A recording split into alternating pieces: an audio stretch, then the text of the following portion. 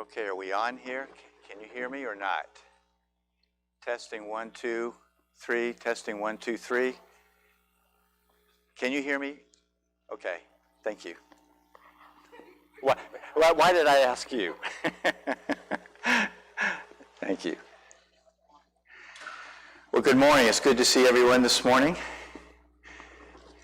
I'm sure we'll fill in here next several minutes. I hope so. Oh no, this is a deadly pew right here. It looks like trouble in that pew. No, yeah, if I need some. Yeah. Well, let's start off with a word of prayer this morning. Our Father, we thank you for being with us through the week. We thank you, Father, for your constant love and care. Father, we thank you that you call us your children and that you loved us enough that you would die for us. Father, we're thankful that we could be here together this morning, and Father, we ask that you be with our family members who can't, that you take care of them and watch over them and help them through their illnesses and surgery recoveries and other things that they're dealing with. And Father, this morning, please be with us in this class that we can learn from one another, that we learn, Father, to be more pure and more holy, to be more like you. In the name of Christ we ask. Amen.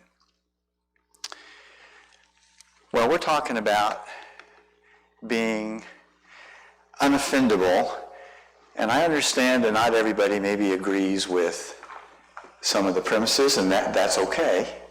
But I still I want us to keep on talking about this subject a little bit more.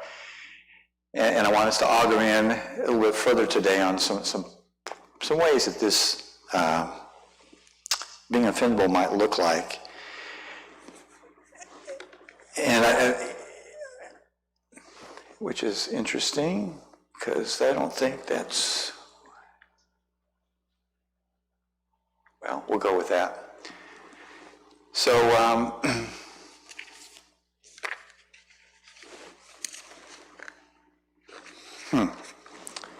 that isn't what I thought I was going to say. So, let's talk a bit about our nature. How many of us were raised in the Church of Christ or something like that, conservative background? Okay. Do you relate to any of these comments? And I'm going to describe me, kind of. I was raised a Pharisee. By that mean, anyone relate to that at all? I'm a rules guy most of the time, except when it's not convenient for me. But I generally I'm a rules guy. One could even say that in some things I'm very much a legalist. I believe the Bible is God's message to know His will. I believe there is a right and wrong, although sometimes I tend to act like there are shades of right and wrong. I know how to appear righteous, and I know how to say and do the right things in a church environment. I see value in traditions. I am occasionally, maybe often, judgmental toward others. I believe Jesus is the one and only Son of God, and it's only through Jesus that we can be free from the effects of sin. And per Jesus, I'm as guilty of sin as any other sinner, period. We can talk about what sort of sins there are, but I'm as guilty of sin as anybody else, and I'm under condemnation without Jesus. Does this sound like any of you or any of us in the room? Does anyone else, does that describe your background at all? Parts of it, perhaps? It's hard to see with these masks. I wish we could just take them off so I can see your smiles, your frowns. I can see Richard's eyes, but is that how you were raised, in that sort of environment, a very traditional, biblically conservative environment? And what happens with how most of us are raised? Does that just kind of pass? Is that just kind of a passing sort of thing? It isn't, is it? typically how we are raised greatly affects how we live the rest of our lives. It impacts us the way we think, the way we approach things. Even if we change, it very much affects us how we are raised, which is pretty incredible when you think about it. When I look at the number of years ago that I lived at home, and how many years that's been, and then how many years I actually lived at home, those initial years were really formative years. And they absolutely have guided my life. Even though I may have changed, those principles still have guided my life. For those of us who were raised in a Christian background, that's probably true. For those of us that weren't, maybe it's a little different.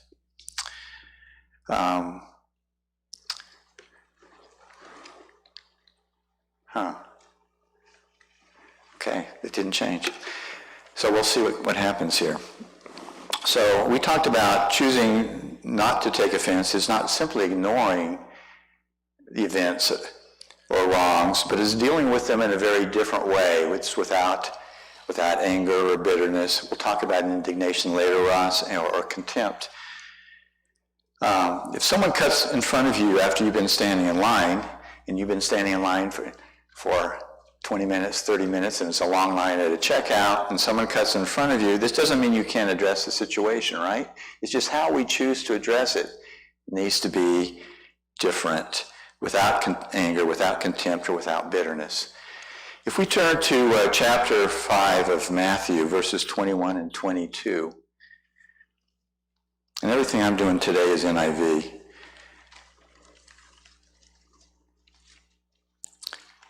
Matthew chapter 5, verses 21 and 22. It's in the Sermon on the Mount, and there's a lot of challenging things in the Sermon on the Mount. Verse 21, you have heard that it was said to the people long ago, you shall not murder, and anyone who murders will be subject to judgment. But I tell you that anyone who is angry with a brother or sister will be subject to judgment. Again, anyone who says to a brother or sister, Raka, which is a contemptible term, is answerable to the court, and anyone who says you fool will be in danger of the fire of hell. At a high level, what's Jesus telling us here? Anyone? What's Jesus telling us in these verses?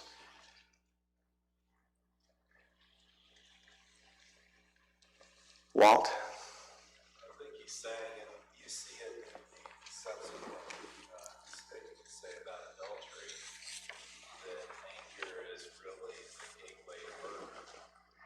This is a spectrum here from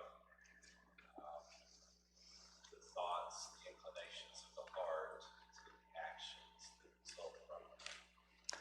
Right. So anyone else want to add to that? Did you hear what Walt said? So Walt said that it's a matter of the heart. And that even though we didn't commit the murder, the fact that we had that sort of anger and those sort of judgmental thoughts really is the same as if we committed the act of murder. And then he pulled in the other passage, which is several verses later in chapter 5 about adultery, that if you even think thoughts about somebody else, that it's the same as having committed the act with somebody else. So if you even think about hurting somebody or judging people, it's the same thing as actually having done that. Is that more or less what you said in very different and better words? So when we read this, how do we typically deal with this? I mean, I think we all understand that if you have a long-term anger at somebody or you're bitter at somebody, okay, I got how it applies to them in that situation. But me, I'm just kind of angry for a moment. This isn't something that's happened I've held on to for a long time. It's just kind of a momentary thing. So this really isn't the same sort of situation, is it? Do we rationalize that? Maybe. I think, if we're honest with ourselves. Walt? Within the context here, I think part of what Jesus is getting at is back in verse 20, which says,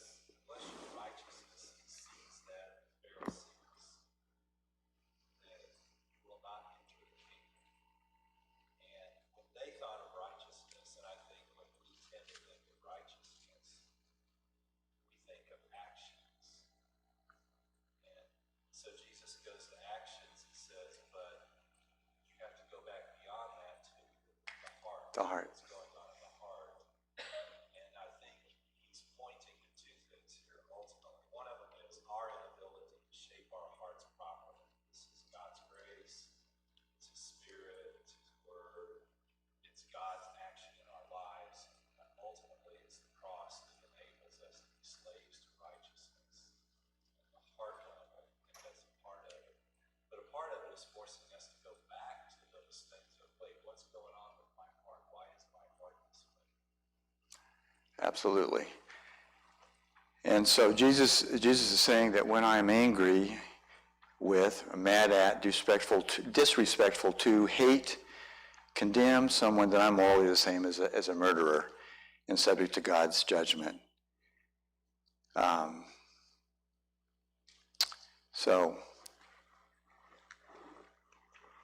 Nope, something's not right there. So we'll probably ignore this today.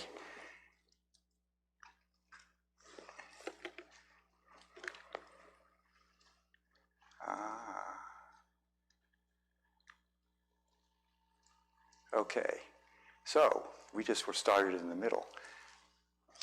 So let's talk about this next thing. What does hate the sin but love the sinner mean? Did anyone ever get told that when you were younger? I remember my parents talking to me about hating the sin but not the sinner. What does that mean, honestly?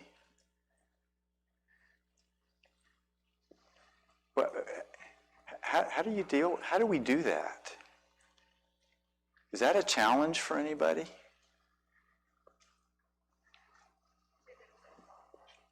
We tend to flip-flop that. Love the sinner or love the sin and hate the sinner. Sometimes we just can't seem to differentiate between the sinner and the sin, and so the anger and the hatred is directed at people, and we're just as guilty. Yeah, I think it's really hard sometimes to separate those things, aren't they? And the closer the relation, well, it's easy to do it when there's no relationship. It's obvious that I can separate the two. Because I don't know them very well, so I can mentally make that adjustment. But when it comes to knowing somebody, or somebody you're related to, or somebody you have close contact with, you're around regularly, that's a lot more difficult thing to do, isn't it?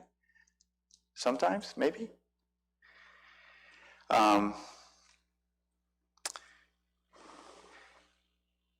Is this principle consistent with Jesus' teaching, do you think?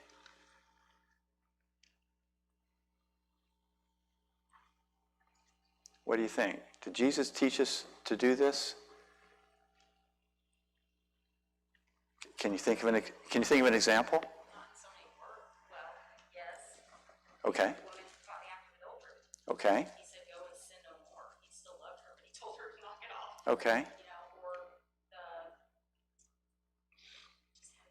the Pharisees. He said, "Do what they tell you, but don't do what they do, because they don't do what they're supposed to do." I mean, he showed love all the time. Oh. Try not to say Okay. hate what they do, but love them. But he showed it in practice. Ross?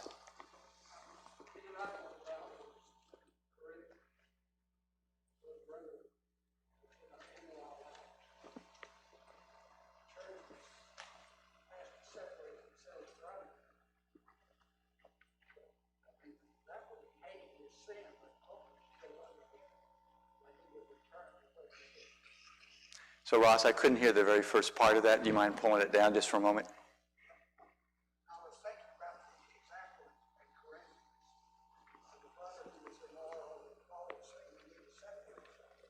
Right. Still love the individual and wanting to sin, but having sin do it. Okay, thank you.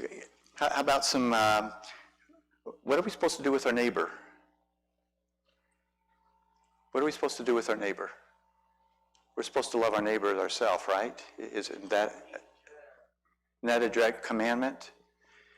How about, how do we want people to treat us? Sermon on the Mount. How do we want people to treat us?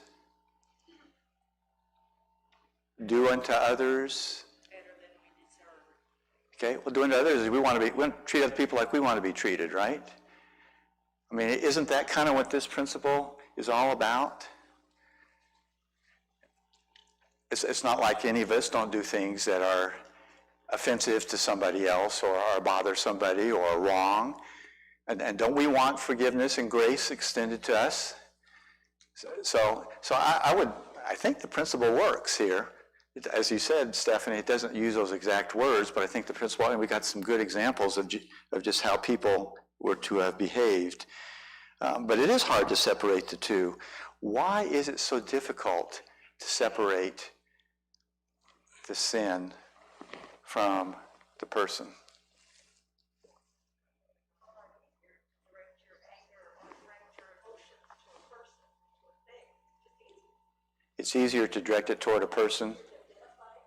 Okay. It takes conscious effort to be able to differentiate. It certainly needs to be an awareness that we shouldn't be doing this, but we're doing this. But let's face it, some things that people do are pretty offensive to us, are pretty immoral, or pretty impure, right? And so those are really kind of hard things to deal with and to overlook. Anthony? Maybe we self-identify with their sin, with ourselves, but we don't want to self-look at ourselves. Yeah, that's probably true. That's probably true. Anyone else? I also think that sin, it has a reach. There's consequences to sin. And so when we see those consequences, we start making judgments and stop looking at the person, just looking at the problem. Well, let's face it, some of these things make us uncomfortable, right? Of course, some of our own situations should make us uncomfortable, Anthony, to your point. But some of these things aren't just things we're really comfortable with dealing with, and we're going to walk through a list here in just a moment, and we're not going to be comfortable.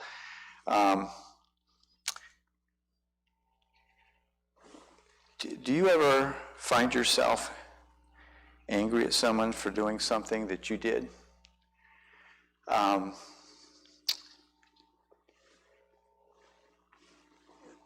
So, personal example, sometimes I'm not very patient. I know some of you just stunned by that, especially Rita.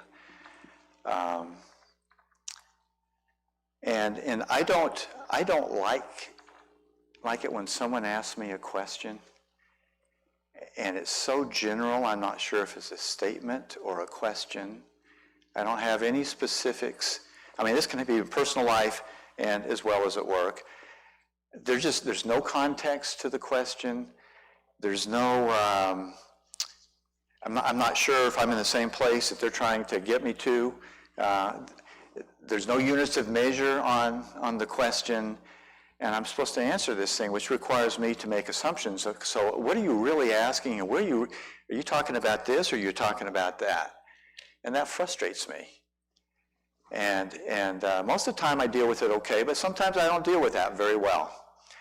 And and the worst thing is sometimes you think you understand what the question is, you try to answer, and you find out you are nowhere close, and now the situation becomes quite convoluted. Now you have to deal with some things that you didn't have to deal with if things had just been simpler.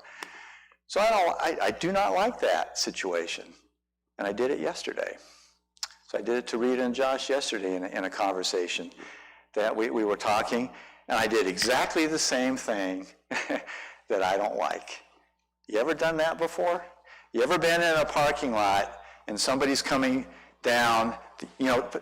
Parking lots do a pretty decent job of trying to let us know what they expect of us. Now, some don't, but most do a pretty good job. Like, they even orient the cars so they're going in the right direction, kind of at a diagonal instead of straight in. And they've got these things that are painted on the, sometimes there's a sign, but usually there's some stuff painted on the asphalt or the concrete. They call them arrows, and I think the point is you're supposed to go in the direction the arrow's going. I think that's the intent of that communication device. And have you ever been going the right way and somebody pulls out and goes the wrong way or flips around and tries to get into that diagonal parking spot before? It's a little thing. Anybody else done that before? Anybody gone the wrong direction in the shopping aisle now that we're supposed to go every other aisle and all those sort of, anybody ever done those sort of things? I mean, we all, that's a simple thing, but we do things too, right, that frustrate people. When I traveled a lot, it amazed me what people would talk about openly. There's the salesman guy who's got the wireless thing, and he's got this boisterous voice, and I've seen women too, but more guys, and they're talking about all sorts of personal things about somebody else. It's almost never, and I could even say never, a positive discussion. It's about somebody didn't get something done right, or somebody was supposed to do this for me, and the whole terminal is able to hear this, and we're all fascinated by the details of this because we all really want to know about this. And invariably, it's not a positive conversation.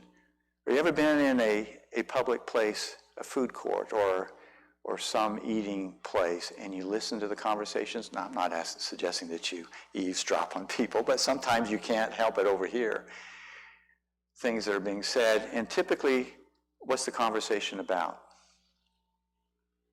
I mean, I've checked it out in my experience. It's usually something about somebody else.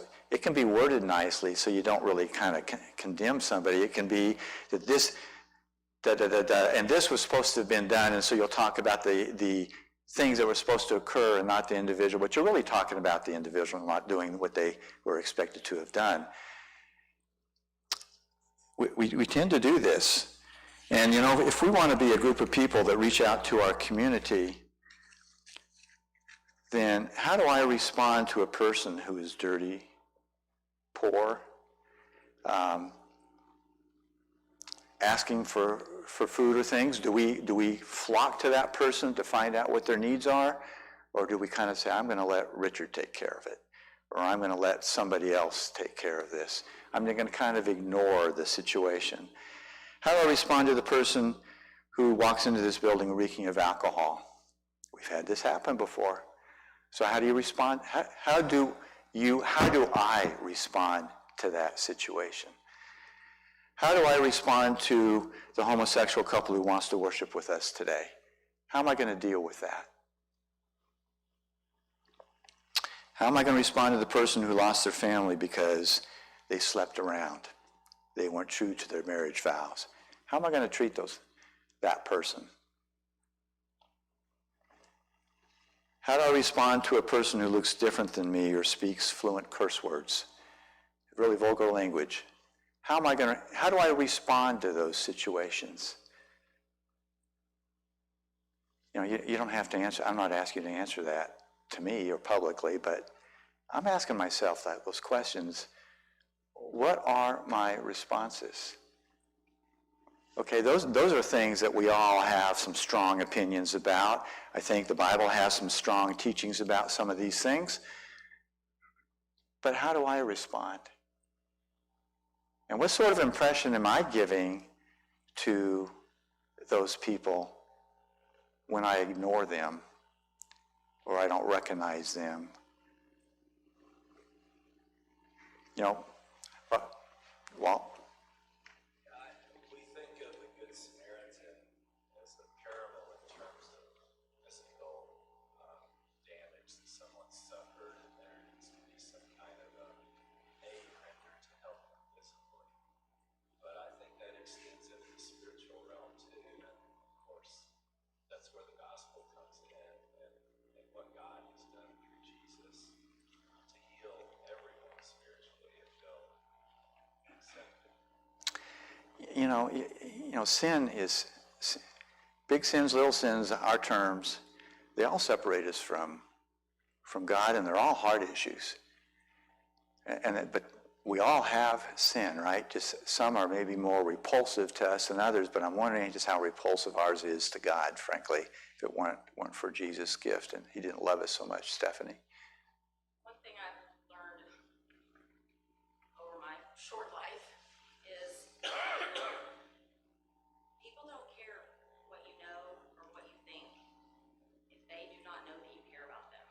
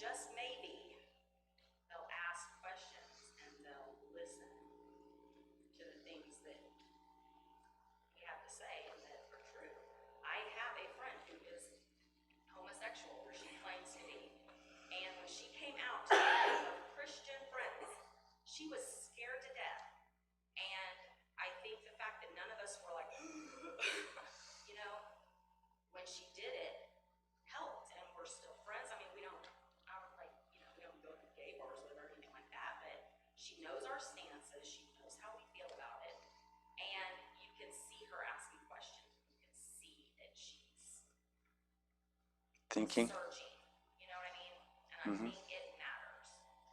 I mean, if all you do is, oh, that is so wrong, then you're not going to reach the people that Jesus was reaching to. Yeah. Is that difficult? Yes. Is that natural for most of us or many of us? I don't think so. I could be wrong on that. I hope I'm wrong on that, but I don't think it's natural. Thank you, Stephanie. Reaching out is messy. I mean, and who's comfortable with all, and there's a million more, a jillion more. Every situation is unique. But we're not comfortable in all these situations, but how can we, to Stephanie's point, share Jesus if we consider others beneath ourselves? And by the way, some of us, probably in this room, came from environments like that, or like these, or others. And certainly, to Ross's earlier comment, the church in Corinth wasn't such a wonderful place either, at least initially. And the people from very diverse backgrounds. And I've often wondered how I would have dealt with that. Of course, I'm coming from a different place, but how I would have dealt with a Corinth church that had the background that those people had. But think about where they came from. What do you expect? Ben? I think it always goes, I say this over and over, reading the Bible every day, reading the Gospels every day, and just seeing what Jesus does, this will make you better at what she's talking about. Because Jesus did it, and if you're reading about him, you see it there, and I mean, if it's what you want to be about, you're going to do it. But don't we have a hard time sometimes seeing the forest for the trees? And that's, sometimes we don't step back and we let the big picture kind of soak in on us because we're so busy looking at the details of the moment, we miss the big picture. And I'm not saying I'm doing this all the time, but, I guess when it's convenient, I mean, you see people and you're driving down the road, you got to be somewhere, so your point, not going to stop, but you kind of wish you could sometimes. Yeah. Thank you for sharing that. So if we look at, and I'm not going to ask you to turn it there, but if you want to, you can. Ecclesiastes 7, verses 8 and 9. It says, the end of a matter is better than the beginning, and patience is better than pride. Do not be quickly provoked in your spirit, for anger resides in the lap of fools.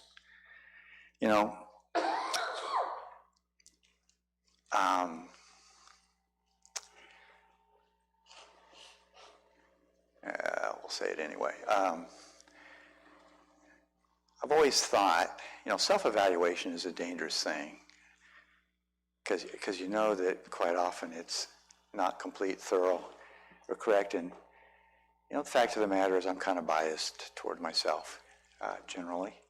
And I thought for a long time that I don't generally, and you can talk to Rita after class, not during class, please, because she'll validate or invalidate what I'm getting ready to say.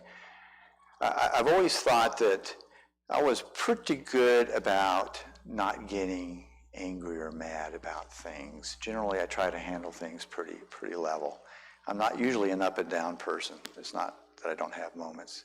She's still looking at me. That's good. But I've always had a problem with a knee-jerk reaction, that first response, that first instant, and then it's like, okay, it's not a big deal. And it's really not a big deal to me. But the problem is I had that initial reaction, and guess what happens with initial reactions? They usually send signals that are not positive, are they? And they're not local area networks. They're pretty wide. They go all over the place. I thought it was okay. But the older I get and the more I think about it, that absolutely is not okay. That's really not a good first response. That's not a good response, period. And I don't know if any of you have that, but it's certainly, first quick responses and knee-jerk reactions can be inappropriate. A major response is almost always a better response. We're supposed to be quick to listen and slow to speak and slow to anger. I think that's that principle there.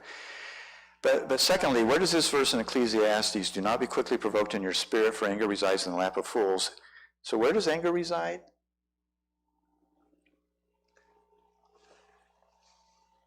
Typically, what does this say? Wise man said it. He also had a hard time following it too, I think, but it says it resides in the lap of fools. So what happens when we are foolishly angry? I'm sure nobody in here has ever been foolishly angry. Yeah, it's really an uncomfortable feeling when you come to reality again. It is embarrassment. And how effective is it? How many people have had their minds ever changed because of something I ever said foolishly when I was angry? Andrew? It's destructive in our own physical and family relationships and destroy opportunity.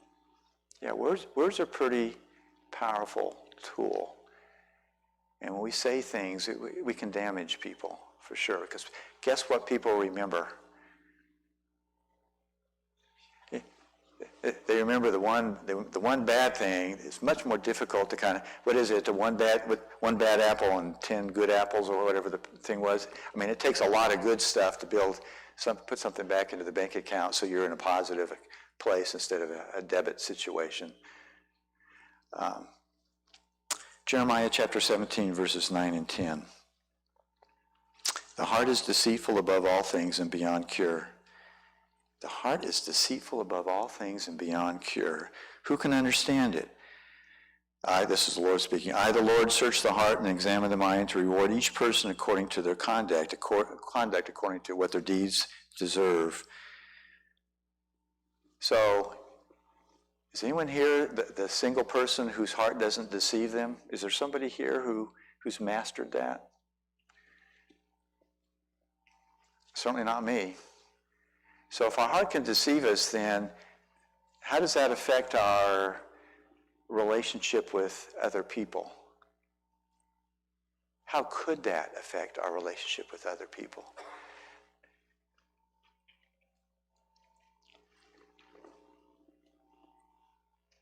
I'm not real good at motives. And I'm not real good at understanding legacy and past situations that people are dealing with and how they are where they are right now.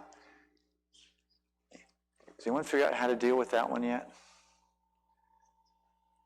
So I'm dealing, well, you'll agree with this, I'm dealing with with not a full deck of cards, because I don't have all the information. There's just things I don't know about you, or about situations, or about others.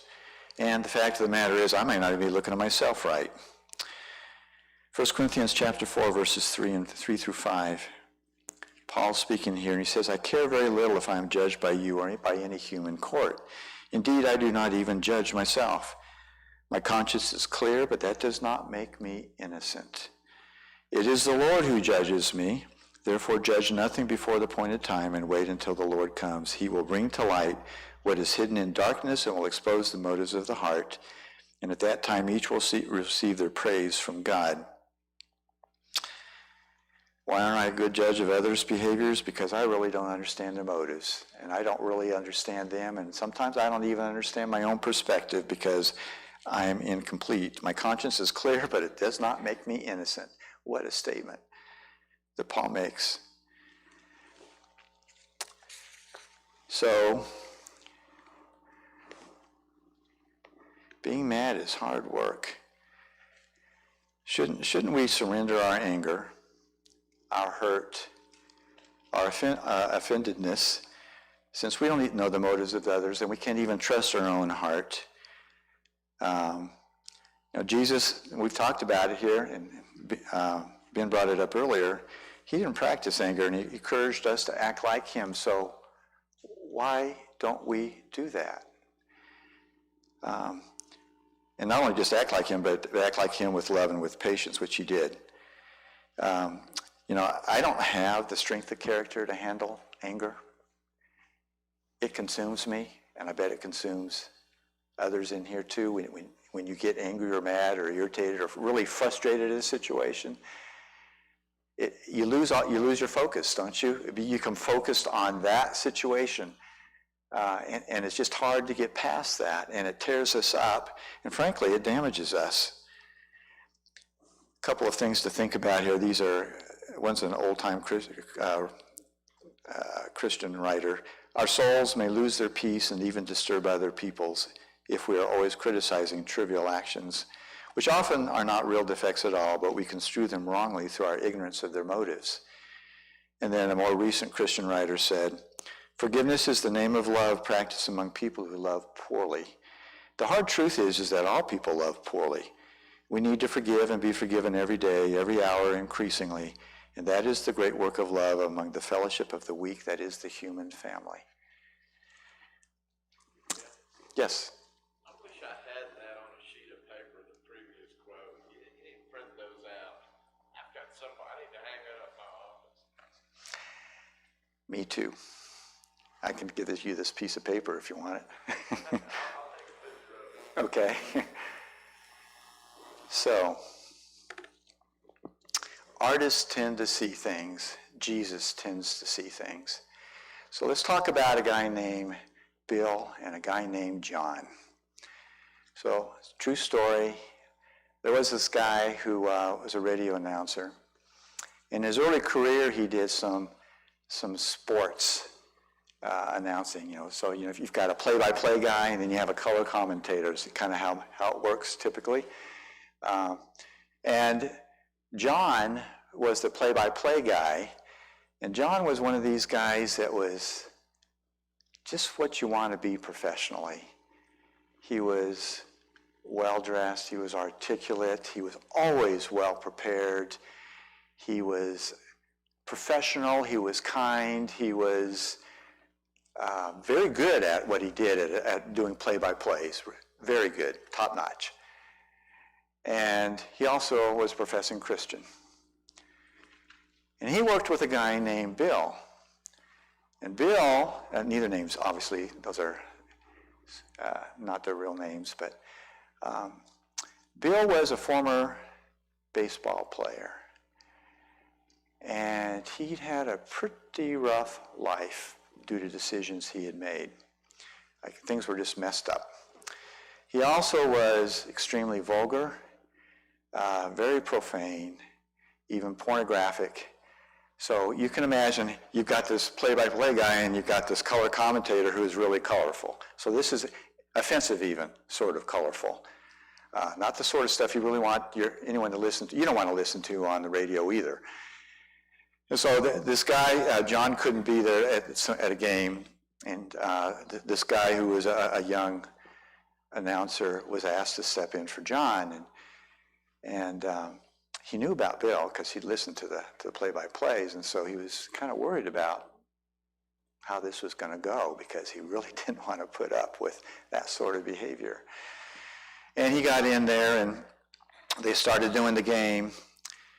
And when Bill found out that this guy was a friend of John's, Bill said, that John, he's something else. You know what he did for me? He went, the other day, recent past, he went and he got an original cover of a magazine when Bill was playing ball of some significant moment where he and his teammates were celebrating a win, a victory. And he went and made a plaque out of this and gave it to him. Gave it to Bill. And Bill was telling the story, and he started to get choked up, and he said, and evidently he's almost to the point of tears, is Bill says, here's the thing about John.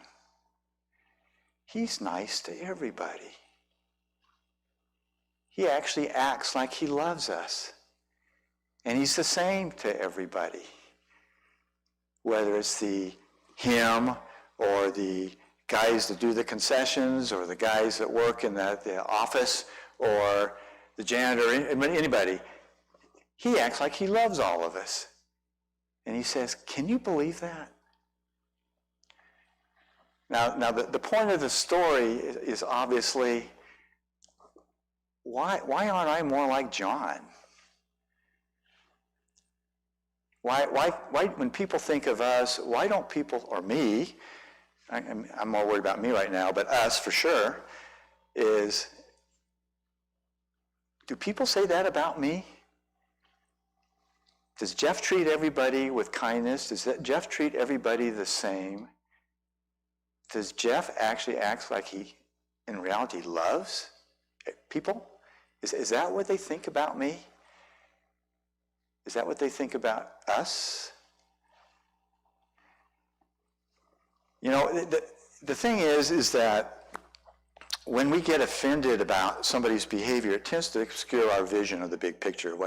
The big picture is Jesus loved everybody, loves everybody, and he died for everybody, including me, including us. And Jesus could see who we could be with his help and who he is.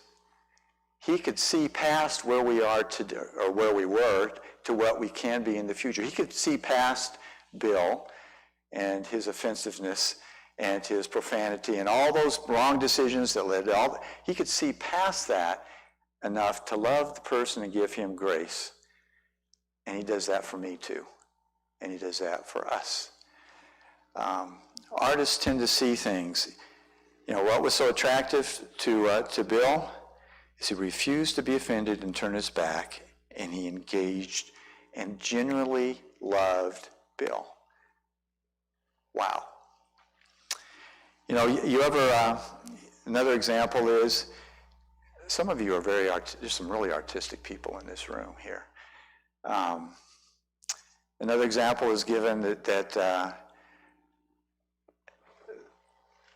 this same guy that was the announcer was living in an apartment, and one day he came out and we went over to visit a friend, and the friend was in the garbage dumpster. He was looking for cardboard. And he found the good stuff. Now, I don't know what good cardboard is, but I kind of know what bad cardboard is, because some boxes are stiffer than others, but and I think I know why. But he's looking for the good stuff. And his friend was really excited because he found the good stuff. And some period of time, several weeks later, this guy went and visited his friend again, the one who was looking for the cardboard, and he'd taken his cardboard and turned it into some statues. And he said, I couldn't believe it looked just like marble, but it was made out of cardboard. He said it was beautiful. I couldn't believe you could do that. Comment, and the point is, artists see potential. They see things that sometimes we just don't see. You've seen the real estate things, and you probably watched it on TV on one of the home networks, right? Is that there's this really junky looking house. I mean, it's trashed out. And then you go to the end, and when it all gets done, and you see, wow, that's beautiful. That old fireplace doesn't look like it looked then, and that old porch doesn't look like it looked then, and that yard doesn't look like it looked then. Everything looks it's the potential that's there. And that's kind of like us, isn't it? And like others, is there's potential there, and we have to see the potential, and Jesus sees the potential. We're almost out of time, but we'll go just a little further. So everyone has a bill, and that's my other name too. And Jesus sees us as we should and can be. John chapter 14. We'll just start here and then we'll stop.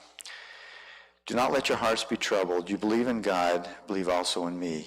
My Father's house has many rooms. If that were not so, would I have told you that I'm going to prepare a place for you? And if I go and prepare a place for you, I will come back and take you to be with me, so you can be where I am. Okay, this is that last night, that Thursday night. It's the Passover night before Jesus is crucified. What happened right before then? That's chapter 14. What happened in chapter 13?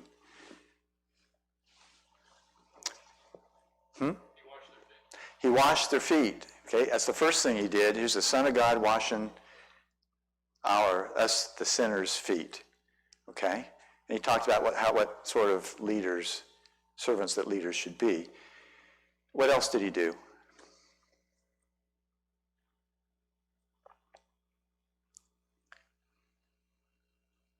Okay. Say what? He told Peter that he was going to deny him. Yeah, Peter had just said, man, I'm not going to ever leave you I'm with you to the end, right? And then Jesus says, before the night's over, you're going to deny me 3 times. And we know the look, right? That Luke talks about when Jesus looked at Peter. What else happened?